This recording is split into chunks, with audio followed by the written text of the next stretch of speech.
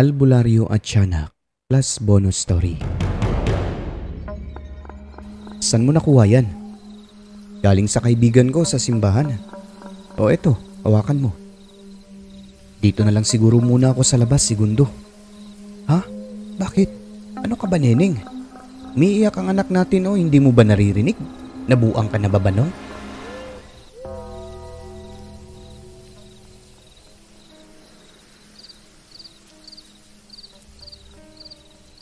Good day po, SMCE. Ako nga pala si Jobert from Negros Occidental. Kwento po ito ng aking lolo. Sana ma-share niyo po, sir. Si Lolo Segundo ay may kaibigan na isang albularyo. Mataas ang kaalaman sa karunungang lihim at ang albularyong ito ay may alagang sigbi na nauutusan umano.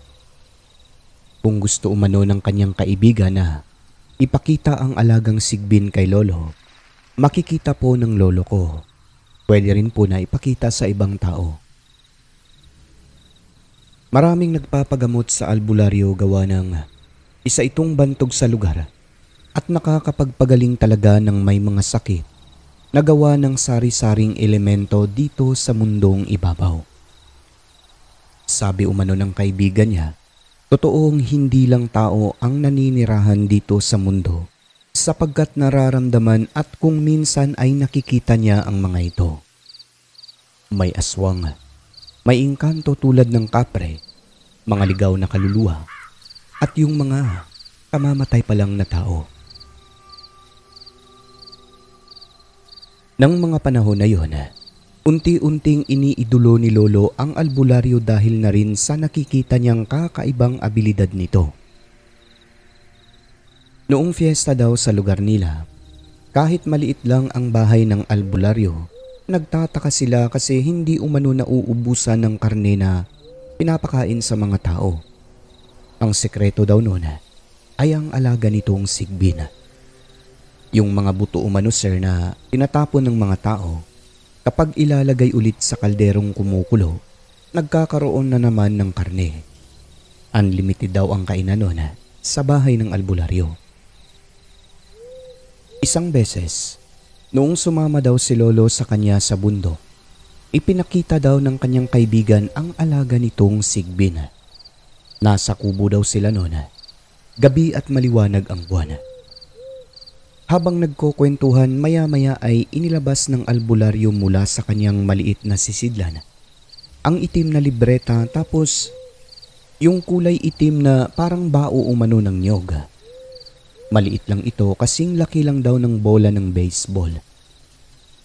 Nag-orasyon ng albularyo pagkatapos hinagis sa lupa ang bilog na bagay na yon. Pagkabagsak ng pagkabagsak, sa isang iglap ay naging sigbin daw po ito. Ayon pa kay Lolo, nakakatakot daw ang hitsura ng sigbin. Maitim, malaki ang tenga, mahahaba ang pangil na sobrang tutulis, at mahahaba rin ang binti sa likod kumpara sa harap. Nagulat daw si Lolo, tumitig sa kanya, napatayo siya sa likod ng albularyo. Sabi naman ng kaibigan niya, mabait ang kanyang alaga. Namangha naman si Lolo sa kanyang nakita at sa kakayahang ipinamalas ng albularyo. Totoo pala, aniha, ang mga kwento-kwentong akala niya ay sa libro lang mababasa. Mga usaping supernatural na talaga namang nasaksihan niya ng harap-harapan. Mas lalo pang inidulo ni Lolo ang kanyang kaibigan. Sabi niya, ano kaya kung magiging katulad siya nito? Sumagot daw ang albularyo, maraming pagsubok ang pagdadaanan bago makamit ang pagiging isang ganap na albularyo. May mga sakripisyo, pwede kang mabaliw, pwede ka ring mamatay, lalo na kung hindi handa pisikal at emosyonal. Ang lolo ko ay palasimba, ngunit ang kanyang kaibigang albularyo, hindi daw po yun nagsisimba, sir, pero ang mga dasal daw nito ay pareho lang naman sa Katoliko. Hanggang sa may nakapagsabi kay Lolo, Pinayuhan siya na imbis na sundan niya o pumasok sa pagiging albularyo, sa simbahan na lang siya at manalig sa Panginoong Hesus. Kung tunay kang nananalig sa Panginoon natin, walang kahit na sinong masamang hindi nakikitang nilalang dito sa mundo na makakapanakit sa iyo. May nagbigay po sa lolo ko sir ng kwintas ni Saint Benedict. Ang ginawa ni lolo, pinabless niya po iyon sa pari sa simbahan. 3 ang binili niya. Ang isa suot-suot lagi. Ang 2 ay nasa bahay nila pero ang isa nun ay sinabit niya sa may pintuan nila sa sala. Magmula nun, napapansin niyang parang lumalayo daw sa kanya ang kaibigan nitong bantog na albularyo. Nung nagkakausap daw sila, nagtanong daw sa kanya ang kaibigan kung ano ang meron sa katawan ni Lolo Segundo kasi sa tuwing lalapit daw siya, ang init-init daw ni Lolo. Ang sagot lang daw ni Lolo, wala naman daw. Hindi niya naisip na ang dahilan pala nun ay ang suot-suot niya na kwintas ni Saint Benedict. Nang muli silang magkita, hindi raw nakatiis ang kanyang kaibigan kung kaya nagtanong ito kay Lolo kung anong klaseng gamit ang suot-suot niya. Naisip kagad ni Lolo ang kanyang kwintas kung kaya ipinakita niya ito at ipinahawak sa albularyo. San mo nakuha yan? Galing sa kaibigan ko sa simbahan. O eto, hawakan mo. Pag-abot daw ng albularyo, bigla na lang itong napabitaw at sinabing sobrang init. Takang-taka naman si Lolo kasi hindi naman daw. Simula nun, tahimik na lagi ang albularyo. Para umanong nagkaroon ng lamat ang pagkakaibigan nila dahil parang umiiwas daw ito sa kanya. Pero mag-best friend sila sir. Kung ano yung turingan nila, yun pa rin ang pinapakita ni Lolo. Ayaw niya raw kasi na mag-isip ng masama sa kanya yung kanyang kaibigang albularyo. Isang araw, inimbitahan ni Lolo ang kanyang kaibigang ito sa bahay nila kasi kaarawan ng tatay. Pagdating daw sa bungad ng pintuan, bigla na lang napahinto at napaatras ang kanyang kaibigan. Nagtaka daw si Lolo kaya tinanong niya, "Bakit pre? Dito na lang siguro muna ako sa labas, Segundo." "Ha? Bakit?" Nag-usap daw silang dalawa sir ng patago sa may likod ng bahay. Nagtanong daw ang albularyo kung ano ang meron sa bahay nila kasi mainit sa may pintuan at sobrang liwanag daw sa loob. Alam na kagad ni Lolo ang dahilan nun. Ang kwintas niya na sinabit sa may pintuan ng bahay nila. Nang dahil sa mga pangyayari na gano'n, napapatanong si Lolo Segundo, bakit daw naiinitan at nasisilawan ang kaibigan niyang albularyo sa mga gamit niyang kwintas gayong galing naman daw ito sa simbahan. At isa pa, pareho lang naman daw ang mga dasal nila sa simbahan. May mali ba? May hindi ba nalalaman si Lolo sa pagkatao ng matalik niyang kaibigan? Mga tanong na bumabagabag sa kanyang isipan noon. Dahil na rin sa matalik silang magkaibigan, may mga ibinunyag na lihim ang albularyo. Pagtatapat pa sa kanya, gumamit daw siya ng mga orasyon at abilidad mula sa kaliwa na naging sanhi umano kung bakit naiinitan siya sa mga gamit ni Lolo na may basbas ng pari. Parang yung kalahati raw na abilidad ng albularyo sir ay nagmula sa kaliwa pero hindi naman daw ginagamit sa masama. Katunayan, nakakatulong daw po ito sa kanya sa pagpapagaling ng mga may sakit na likha ng masasamang elemento. Ngunit ang tanong, bakit parang naiinitan siya sa gamit ni Lolo? Mabuti kaya o masamang albularyo ang matalik niyang kaibigang ito? Kwento ni Lolo, nasasakop na umano ng dilim ang kanyang kaibigang albularyo sapagkat hindi po ito pumapasok ng simbahan. Kaya raw ito naiinitan sa kwintas na suot-suot niya. Meron pang mga abilidad, mga alaga na hindi dapat inaalagaan ng mga tao tulad ng sigbin. Natigil lang po ang kanilang pagkakaibigan nun, sir, nang biglang umalis ang albularyo sa lugar. Na maging si Lolo Segundo na matalik silang magkaibigan ay hindi niya po nalaman kung saan nagpunta ang kaibigang albularyo dahil hindi po ito nagpaalam sa kanya. Basta, nawala na lang daw po bigla at kailanman noon, hindi na po ito nagpakita. Hanggang dito na lang po ang kwento ko, sir. God bless po sa ating lahat. Merry Christmas po sa inyo. Second story, Tiyanak. Hello mga ka-SMCE. My name is Chris and this is my first time na mag-share ng story. Taga Mindanao po pala ako. Kwento po ito ng yumao kong lolo. Nangyari 1950s pa po. Meron siyang 2 anak noon na maliliit pa. Si Tio Dong, 5 years old, at Tita Miriam na magwa 1 year old pa lang nung time na yon. Meron po silang sinasakang lupa. Yung lolo ko, gabi na po siyang umuwi sa kanila. Noong araw, wala po raw silang kuryente, walang TV, at radyong di baterya lang ang kanilang appliances sa bahay kaya maagang natutulog ang mga bata. Ang sakahan naman po nila ay nasa mga 1 oras daw po ang lalakarin ni Lolo. Tapos yung dadaanan niya po ay mga gubat. Malalayo ang kapitbahay kaya napakatahimik daw po ng kanilang lugar. Meron daw po malawak na kawayanan.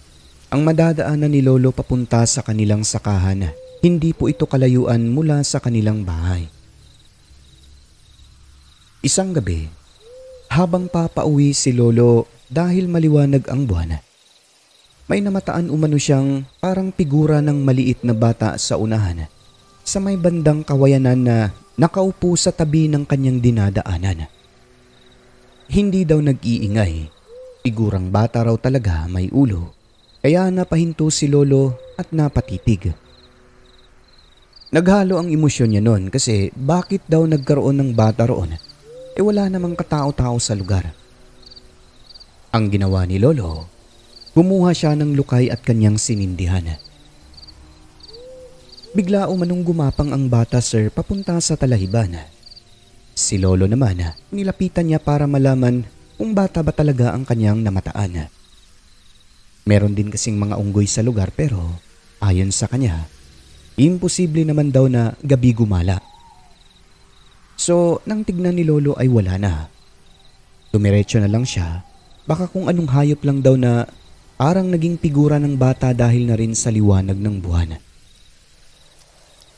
Sa mga sumunod na gabi noon, pagka-uwi niya, ingay na naman na parang pinaglalaro ang sanggol ang kanyang naririnig malapit sa kawayanan. Sabi ni Lolo, baka mga engkanto raw na naglalaro kaya tuwing makakarinig siya ng mga ganoong ingay, nagtatabi-tabi na lang siya sa daan. Tabi-tabi, hindi ko kayo nakikita. Naniniwala rin kasi sina Lolo sa mga fallen angels, sir, na naging engkanto dito sa ating mundo. Hanggang sa isang gabi pa, sir, ito yung pinaka nakakakilabot na kwento ni Lolo. Malapit na siya sa bahay nila noon. Meron siyang dalang isang buwig na saging at inabot siya ng 10:00 ng gabi dahil nakatulog siya sa kubo niya sa sakahan. Nagtataka siya habang papalapit sa kanila dahil may naririnig po siyang iyak ng bata na parang nagmumula sa bahay nila. Parehong-pareho umano ang iyak nito sa anak nila, kaya nagmamadali na siyang nagtungo sa kanilang bahay. Pagbukas niya ng pintuan, tumigil daw bigla sa kakaiyak ang bata. Agad siyang pumasok sa kwarto, ginising at pinagalitan niya si Lola kasi tulog na tulog daw ito. Ano ka ba, Neneng? Umiiyak ang anak natin o hindi mo ba naririnig? Naalimpungatan naman si Lola kaya napabalikwas. Nagulat sa sinabi ni Lolo kaya agad-agad niyang tinignan ang bata. Tulog na tulog naman Kaya nagalit ang lola ko. Nabuang ka na ba, Banong? Anong umiiyak? Kanina pa yan natutulog. Sino yung naririnig ko kanina? Dito yun eh. Ay nako, sarap-sarap ng tulog ko eh. Baka iba yun, Banong. Pinaglalaroan ka na yata ng mga engkanto dyan. Masyadong nagpapagabi. Napakamot na lang si Lolo sa kanyang siko. Sabi naman ni Lola, kapag iiyak ang anak niya ay magigising agad siya. Ang ipinagtataka niya noon ay wala daw talaga siyang narinig na iyak, kundi si Lolo lang. Hanggang ilang sandali pa, umiyak na naman ang bata sa likod na bahagi ng bahay nila. This time, Sir Alex, dalawa na talaga silang nakakarinig. Ayan oh, yan ang sinasabi ko. Akala ko'y anak natin yan eh. Kumuha si Lolo ng sulo at hinanap niya ang pinagmumulan ng iyak ng bata. Habang papalapit siya sa likod ng bahay nila, lumalayo naman ang iyak hanggang sa mapansin niya sa bandang unahan. Meron po siyang namataan na figura ng ulo ng bata, sir, katulad ng ulo nung dati niyang nakita sa may daanan sa kawayanan na nagtatago sa may puno ng saging. Nang dahil doon, napagtanto nila ni Lola na tiyanak daw yung batang iyon na nagpaparamdam at nagpapakita kay Lolo. Matapos noon, pinutol ni Lolo ang mga puno na malapit sa kanilang bahay, mga kawayan at mga mayayabong na damo dahil parang pinamumugara na umano ng mga engkanto na baka ginawa na raw taguan ng tiyanak. Simula noon ay lagi na po silang nagdadasal, Sir Alex, tuwing gabi talaga bago matulog. Matapos noon, nawala rin naman po yung mga pagpaparamdam kay Lolo nang nilalang na kung tawagin ay tiyanak.